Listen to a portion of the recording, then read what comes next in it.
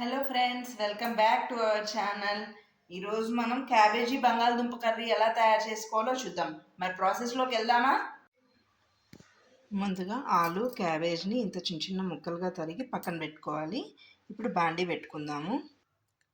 ముందుగా బాండీలో ఆయిల్ వేసుకోవాలి. మినప్పప్పు, ఆవాలు, కొంచెం శనగపప్పు. ఇది కొంచెం వేగనివ్వాలి. ఎండుమిరపకాయలు, అది వేగగానే బంగాళదుంప వేసేయాలి.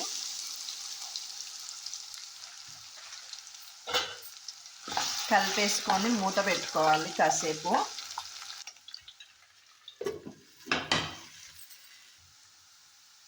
బంగాళదుంపలు కొంచెం వేగాయండి. ఇప్పుడు ఇది కూడా వేయాలి, క్యాబేజ్ కూడా.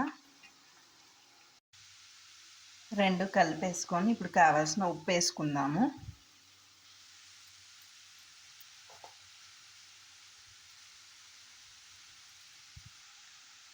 ఇప్పుడు మంచిగా కలిపేసి మూత పెట్టుకుందాము.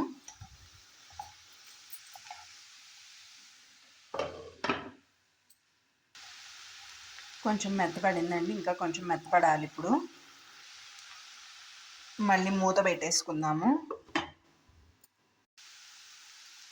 అంతేనండి, కర్రీ అయిపోయింది. ఇప్పుడు కొంచెం కారం వేసుకోవాలి లాస్ట్లో.